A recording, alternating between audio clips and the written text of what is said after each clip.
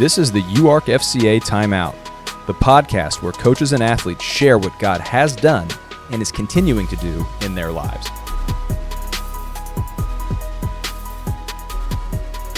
Welcome back to another episode of the podcast. Today I'm very blessed to have the campus pastor of the Restoration Place Church NWA and current FCA ambassador with the University of Arkansas FCA, William Lang Jr. Yes, sir. In studio. Yes, sir. Man, I'm glad to have you in here. Man, I'm glad to be here. I'm excited to be here. You know, the last time that you and I sat this close together for a long time, we were on our way back from Orlando, and maybe the most convoluted trip of all time. We don't have to get into that right now. We don't have to get into that. But no, it was very interesting, to say the least. It was interesting. All that to say is, I love you, and we've spent some time together, and we've gotten to know each other really well. But who better to tell your story than you? Right? Yes, sir. So, Pastor Lang, who are you? When did you come to know the Lord for the first time? What makes you you? Well, of course, my name is William Lang Jr., as he said. But the one thing for me when it came to me finding the Lord, of course, he wasn't lost. I was lost. But me coming to the saving knowledge of Jesus Christ was a very unique, interesting experience, because I didn't expect to even be in that space, in that place when it happened. But got invited to a Christian musical, and someone got sick and wasn't able to play the drums, and they asked me to come to fill in. And I didn't really want to go, but I couldn't tell the lady no, because she's super nice, super sweet, and I just didn't turn her down. So I went. And long story short, at the end of the musical, the pastor got up to make an altar call, and I knew pretty much everybody in the room. And I, being my judgmental self, I was looking at everybody in the audience. I'm like, you need to go, you need to go, you need to go. And only to find out that I was the only one that went because I needed to go. And so I gave my life to the Lord way back in the 1900s. So I gave my life to the Lord over 25 years ago, and I have not looked back since. The 1900s. Why you got to say it like that? I just had to. My son reminds me of that. That we were born in the 1900s? Yes. Oh, my gosh. Well, thanks your son for that. Yes. So you have been involved with the FCA for a lot longer than kind of the current rendition of UARKFCA has existed. So University of Arkansas FCA launched back in October of 2019 when Cortez and Alexandria were invited on this campus by Hunter Yurachek, and launched what is kind of the current version of FCA at the University of Arkansas, a team that you're also still a part of. But before that, there existed some presence on this campus. FCA did have a presence on this campus. Maybe it was a little bit more coming and going. Maybe it was a little bit less official capacity. Yes. But you've been involved for a lot longer. I don't know if it's been 10, 12, 14 years, something like that. 13 years. 13 years. Mm-hmm. So I'm just kind of for the pique my curiosity a little bit. And what's been some of the things that have been maybe you've seen that are the same in ministry 13 years ago versus now, and what's changed, and maybe what kind of acts? Just give me the before and I guess the then and now of FCA. If you got some stories, I'd love to hear. Well, of course, when I came on for the first time, I was just volunteer. Someone invited me to meet up with who was over the campus at that time, the director at the time, Bill Burnett, which I love to this day. Awesome man of God, and love the Razorbacks, of course, former player. And I came in volunteering with him, and he just loved on the athletes. And the cool thing back then was we got to sit and eat with the entire team where the practice facility is. And we would just hang out with the guys. We would invite them to come and sit and have huddle groups with us. And we got to really build those relationships, because they kept the team together more so with that than how they do it now, where they have their own cafeteria. They just fed the football team at that time. So that's where I really got to hang out, go to the practices, get to know a lot of the players, and I built a lot of solid relationships back then. And also back then they stayed longer. And so, That's true. I kind of learned the routine of really getting to know the guys. And, you have the incoming freshmen coming in, wide-eyed, not knowing what to do. And so, of course, the first thing they do is run to the Lord because that's what they know. Well, good. Yes. But then once their names are up in lights, they kind of disappear for a while and, but you're still there being a presence. And about their junior year, when they kind of see, things aren't looking the way they thought it was supposed to look, then they want to talk to you again, and you're just there to love on them. And so I always honored that time in that space because I knew, it's a patience game to wait on these young people to try to figure life out. So that was then. And so that's what we really experienced then. So we got to take them on many trips, and we would take them to prisons to do ministry at prisons, and different trips like to the lake and different things to hang out. So we had a great time to get to know a lot of the athletes back then and to share the love of Christ with them. So what are some of the maybe differences, for better or for worse, right? Maybe some of the things that what are maybe resources that you have now that you didn't then, or maybe some of the challenges that you are experiencing now that weren't then? Can you think of any? So I would say, as far as resources now, it's much more advanced, and it's such good material that will streamline any discipleship, any type of 101 or any huddle group that you want to lead. It really helps.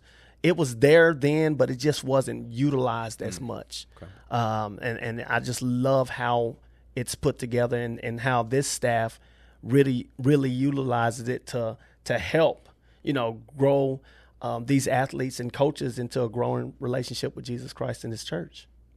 What about some challenges? What are some of the roadblocks that you are seeing now?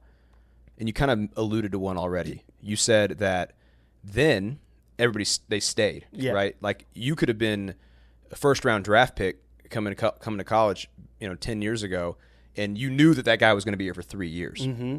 You knew he was going to be here for 3 years. And, unless a guy had a career-ending injury, God forbid, or something like that, you knew that whenever a guy committed somewhere, that was generally where they would stay. And now kind of in the new challenge is the transfer portal, right? Which the transfer portal, for all the good that comes from it, and we could have, this is not to have a debate on the transfer portal or anything like that, but what it has done is open the door for movement, right? Mm-hmm. So when you thought you would get 3 to 4 years to build a relationship with a guy or a girl, as it were, the transfer portal has said, hey, it's 0, could be 0 years, could be 6 months before somebody goes. And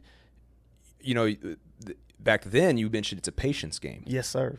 And it's almost like there's this urgency now that we feel like, at least when I'm on campus, and maybe you felt this too, you almost feel like, can I afford to be patient anymore? So, what are some of the other, and that's just one, right? What are some of the other challenges that you've seen now doing ministry in 2024 on a college campus versus in 2014, 2010 on a college campus? And that's the hardest part is you may have one semester. You may have just a few months with them. Some of them will last a year, but some of them are out the first semester, or some come in the second semester and then is out. So those are challenges that you really have to take into consideration. But it's fast paced now, and you just have to pour into them as much as you can and love on them as much as you can while they're here. I look and on social media now with the kids that have been here that I've friended and talked with and connected with, and now they're no longer here. I'm like, oh, they're there.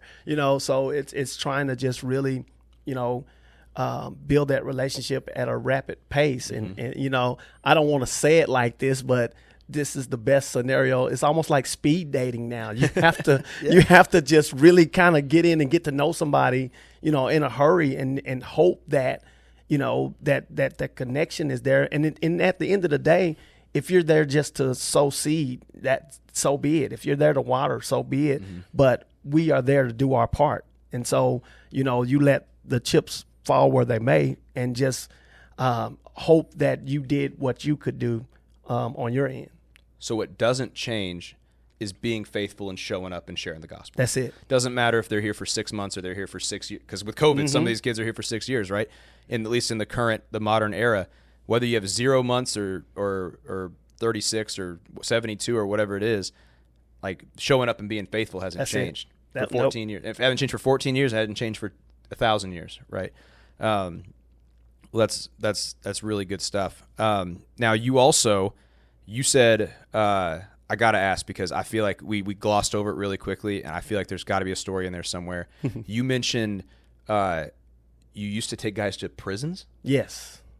Oh, yes. I know there's a story in there somewhere. Oh, my goodness. There's many stories, but let me find one of the best stories. Of course, when we would invite the guys to go, of course, many of them would be apprehensive because, going to prison, why do I want to go to a prison? But, once we can convince them that, hey, you're going to be more blessed by you going than you thinking that you're going to bless these inmates. It is just one of the most beautiful times you could ever experience because these men and women are so hungry for God behind the prison walls.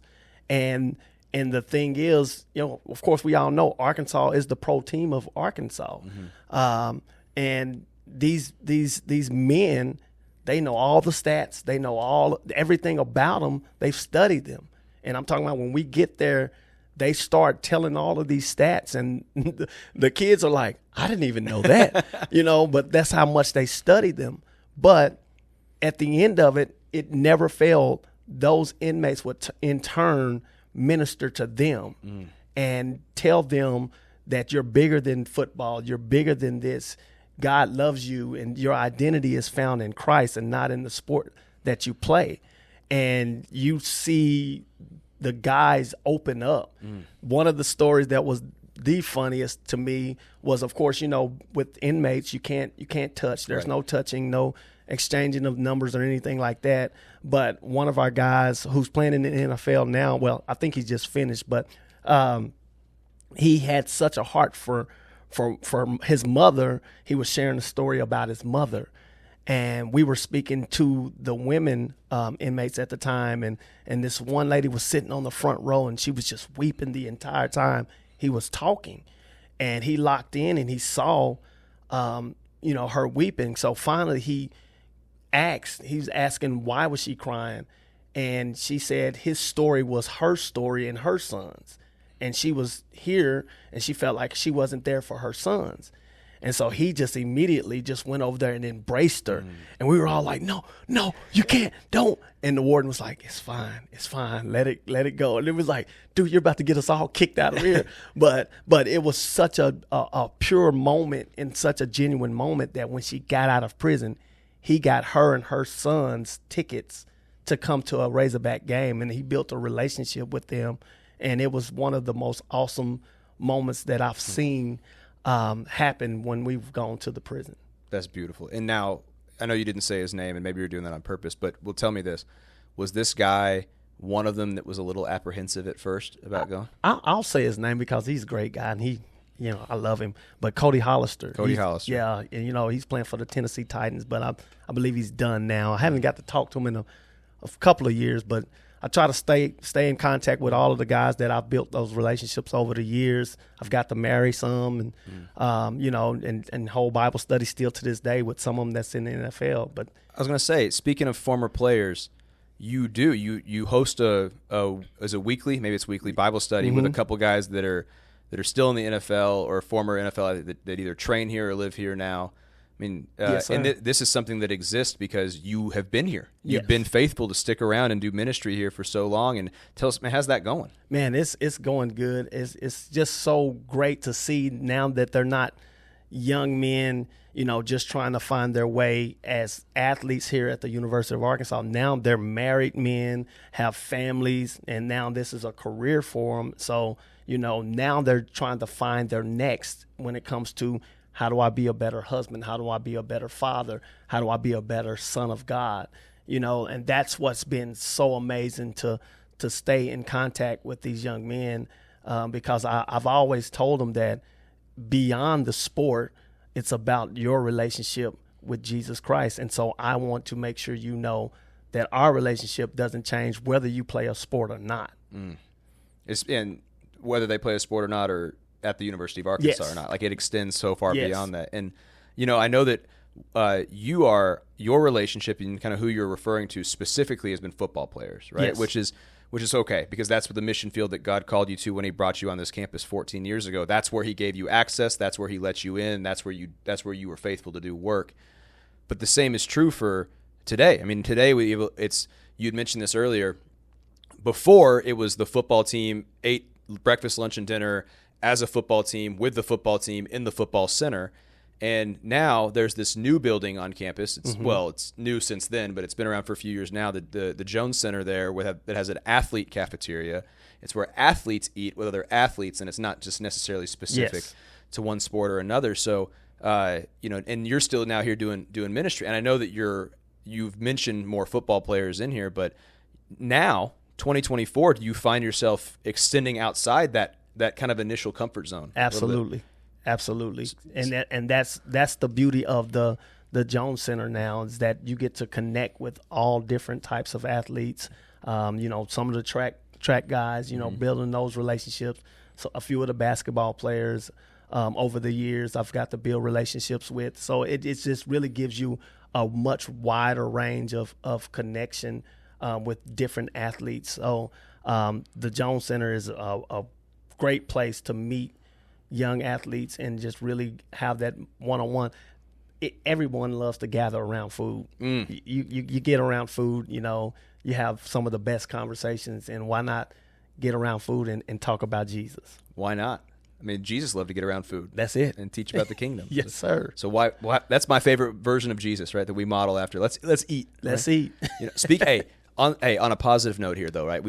For all the challenges that have come with things like the transfer portal and things like that, I can think of at least one particular young man that you ministered to for the last couple of years who found himself in the transfer portal, is now going to another school to play. And when he got back to you after he got settled in, the sentiment that he shared with you was, I'm going to lead FCA here at this program. Yes. And so for all the flack that we would want to give to this particular the transfer portal entity, it's actually creating a ministry somewhere else based off of the work that was done here. Yes, right, sir. which is an amazing, and it's also is a basketball player, not somebody that you would have necessarily engaged with 14 years ago, which is really good stuff. So just last kind of question. This is more of an ambassador question. As an ambassador, you kind of, in the FCA world, that term typically means kind of limited hours a week to be on campus and do ministry. And because you serve as the pastor at the Restoration Place Church NWA, you have another job as well. You also have, you're married, you have kids, right? You've got you wear a lot of hats, and yet you still are faithful to the calling of ministry on campus. Man, just tell me, where does that come from? Where does, in a whole world where people are idle and nobody has enough time, nobody has enough money, nobody has enough energy or resources, you've been faithful to this call. Where does that come from? I would say first and foremost, watching my grandmother. That's the person I look to the most.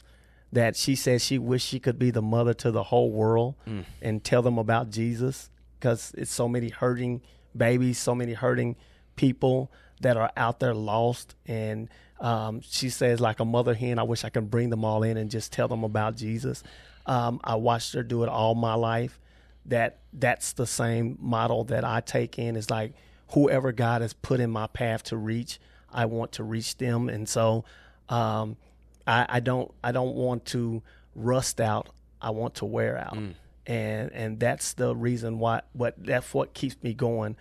Even with my family, loving on my family, being with my family. I love doing that, but my family's all in, and knowing, this is what we do. This is how we go about our daily due diligence, is going out and just connecting with as many people as we possibly can to tell them about Jesus. That's beautiful. Will, the kind of the tradition of this podcast is I just gotta know, what has God been teaching you lately? Man, I would say the main thing, and this might be elementary to somebody else, but it's just really about faith and how it's impossible to please him without it. We can have all of our degrees, we can have all of our accomplishments, but will we trust him when we can't see our way out of a situation? Will we speak to the rock, or will we smite the rock? What will we do when he directs us on what he's calling us to do? And that's what's been for the last probably several months now. I've been looking at him, asking him, God, why am I in this situation? He said, do you still trust me? Do you still believe in me? Will you still continue in the faith? With everything that's going on around you, will you trust me? My wife's going through health challenges. Will you trust me? Trying to find a place to live. Will you trust me? Trying to lead a ministry that I see it growing, but there's some other challenges. Will you trust me? Or will you put it all in your hands and you try to fix it? And that's where I've been over the last few months, is just looking to him, say, God, it's in your hands. I trust you. I can't fix it. So I give it all to you, even me. I surrender to you.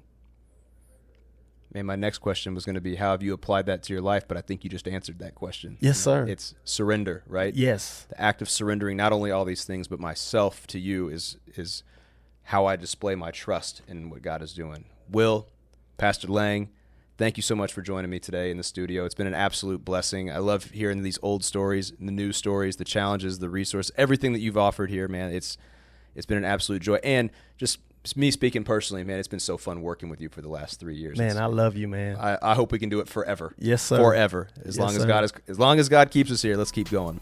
Yes, sir. All right, brother. Thanks for having me. Thanks for listening to this episode of UARKFCA Timeout.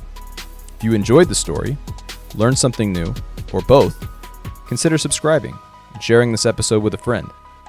You can follow us online at UARKFCA, and always remember to take the time out to recognize that you have a powerful story too.